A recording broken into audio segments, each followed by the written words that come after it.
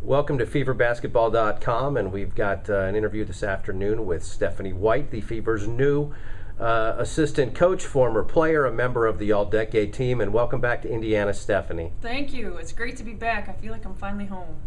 We are seated next to a wall that honors a number of players in the Fever's past history, some of its championship moments and some of its greater players, many of them members of the All-Decade team with you, and a little bit later in this interview we'll have you talk about some of your teammates on the wall that you share with them. But first of all, I want to welcome you to Indianapolis, and tell me first, what were some of your first thoughts? I know that this wasn't a real sudden thing. Certainly it was something that took time, and you'd had conversations with Kelly Krauskopf and Lin Dunn, but what were your thoughts when it was really done and it was really final and you knew you were coming back to Indiana? Well, I had a couple of thoughts. I mean, first and foremost was just excitement and more of a calmness to feel like, it truly is like home. Every time I came back, even if I was with another team, it just, all the familiarity, all the people, the fans, the team, I mean, everything was just like coming home, and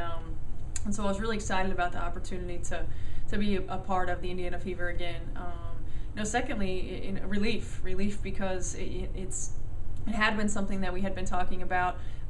We were not sure if it was going to come to fruition or not, and fortunately it was able to do that, and I'm relieved about that, and just a very emotional time for me just to be back in Indiana and to be back with the Fever and to be reunited with Coach Dunn and everybody that's still here that was here when I was playing, and it's like a family, and it's like, when kids go away and grow up and go away to college and then they come back and they're home, and that's really what I feel like.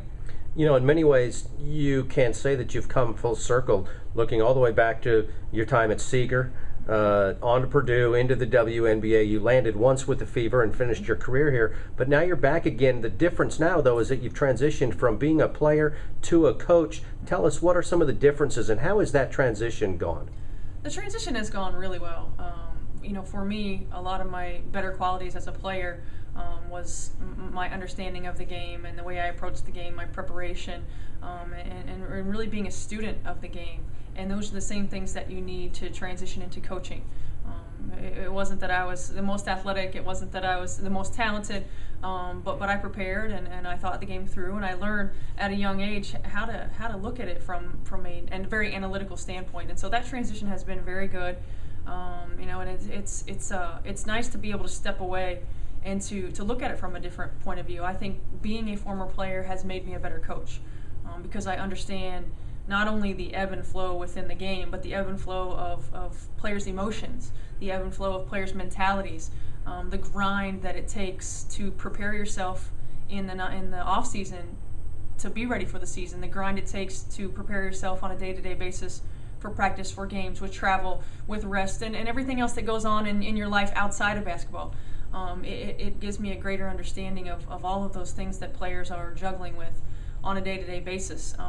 But it also reminds me of when I was a player, and coaches said, when you're between the lines, you're between the lines, and this is what you have to bring, and how to push players to reach their potential and even go beyond, the places that they think that they can go on the court. So I think it gives me a good balance. It gives me a good perspective, and hopefully it gives me a good understanding of what motivates players and how to make teams succeed.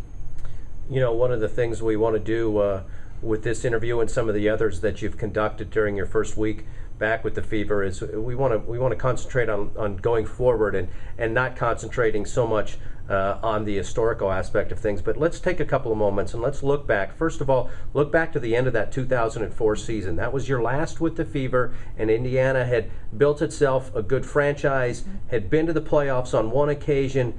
What was going through your mind? You knew that we were getting good, but Right. You may not be a part of that. What was some of the thought process? Well, I think it's a couple of things. I think first and foremost, mentally for any player, when you're coming to a conclusion of your career, regardless of why that is, it's hard to struggle. It's a struggle because it's hard to deal with the fact that what are you going to do when you're finished playing?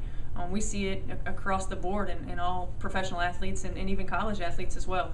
So I think the coming to grips with the fact that I can't perform at the level that I used to be able to perform at, coming to grips with the fact that mentally I didn't have what it took to prepare myself to get to that point, and then also to be a part of such a groundbreaking franchise in the state of Indiana. You know, it's not just part of a team in any other state. It's Indiana. It's Indiana basketball, and knowing that it was on the verge of turning the corner, and to not be a part of that was going to be a little bit tough. But at the same time, just exactly what I said about being a part of it. You know, there's never going to be another first Indiana Fever, and I was able to be a part of that first team, along with some other great players that helped establish what Indiana Fever basketball was all about. And then you transition to the younger kids who really come in and take it to that next level, and so there's certainly a sense of pride with that. Let's take a look back, and let's first start with the photo that is immediately above your head. Yourself, Steph, describe yourself as a player. That's kind of tough, Kevin. You know, I mean, I think that I was a player who thought through the game. I think I was a player who was a coach on the floor.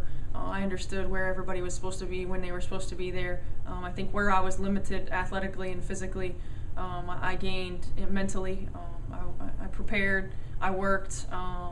You know, and I think it was, for me, being a part of a team and being a part of the players that we had on the team, whether it was in college or at the pro level, was what made the experience really special for me. Talk about the player that's right next to you on the board, just beneath her, Ebony Hoffman. You know, she's a free agent with the Fever right now, but been such a big part of our playoff success in recent years. And you played with her when she was a rookie. What did you see from the rookie Ebony Hoffman? I'll tell you, the first and foremost, the thing that struck me with Ebony was just her personality.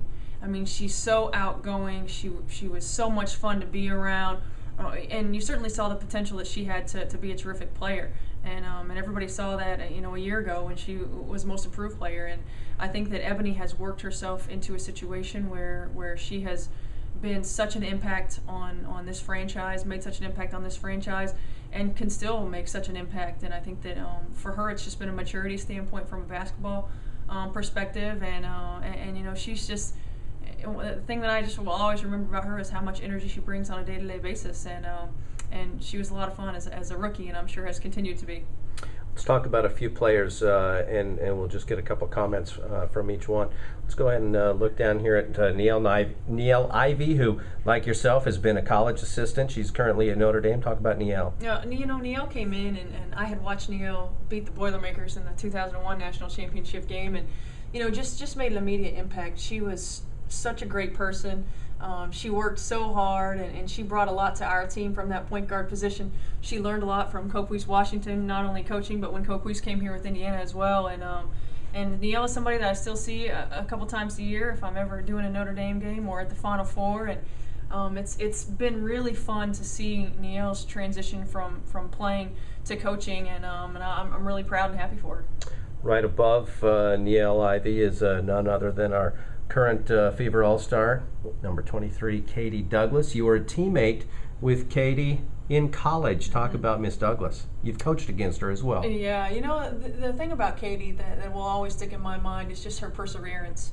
I mean, you're talking about a kid, and she'll probably kill me for calling her a kid, who has been through the ringer, and she has continued to grow and continued to blossom on the court and off the court. And Katie, at this level, has played her best basketball. I think that's an attribute to her work ethic, her commitment, and her desire to be successful. And you know, Katie is always going to be one of the all-time greats to wear an Indiana Fever uniform. Talk about a couple of players who you really started the franchise with, just above Katie. We're going to look at Alicia Thompson and Olympia Scott.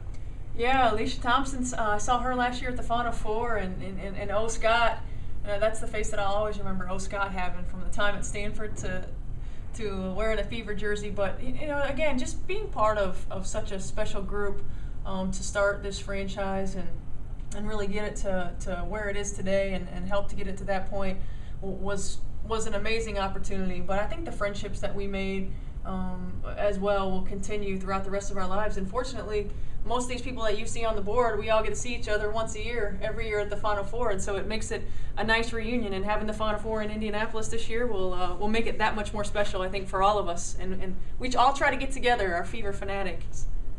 You know, you pointed before we started the interview too to Monica Maxwell. I know that she's in the East Chicago area, and you used to see her frequently, of course. Talk about Max a little bit. Well, you know, Max and I have been friends since high school. We played AAU together, and You know, and we have one of those relationships, whether it's no matter how frequently or infrequently we communicate, we always seem to pick up right where we left off. And I've seen her quite a few times in the summer, coming into Chicago and hanging out. See her at the Final Four. I spoke at a couple of things that she's had at her high school, and again, just somebody that you grow up with and that you see become successful. She's a successful athletic director. You know, it's a lot of fun when you go through the battles with each other, and then you come out on the other side, and you're grown and you're different and you're successful. Let's go and start the process of looking forward. Obviously, we won an Eastern Championship a couple of years ago, and at the forefront of that, and still the forefront of the franchise, is Tamika Catchings. You've played with her, you've coached against her, and now you're with her again. Talk about Tamika. Tamika is the epitome of work ethic. You know, Tamika is always my example when I talk about your best player being your hardest worker. She practices the way that she plays. She lays it on the line every single day. She sets the example. And you don't find that in a lot of great players, and she has that. You know, she's such a terrific person. You know, she's not only one of the nicest people that you'll meet, but she really embraces the community, and not just the Fever community, the Indianapolis community, the Indiana community, the basketball community, and Tamika is a person who I think is going to continue to make an impact long after her basketball days are done. She just is one of those special people that doesn't come around very often. You know, when I first came to the franchise, I've said frequently that the faces of our franchise were Tamika Catchings and Stephanie White, and so obviously it's nice again to have you back, Stephanie, and I know that you'll continue your role in this community. Welcome back. Thank you very much. I'm glad to be back.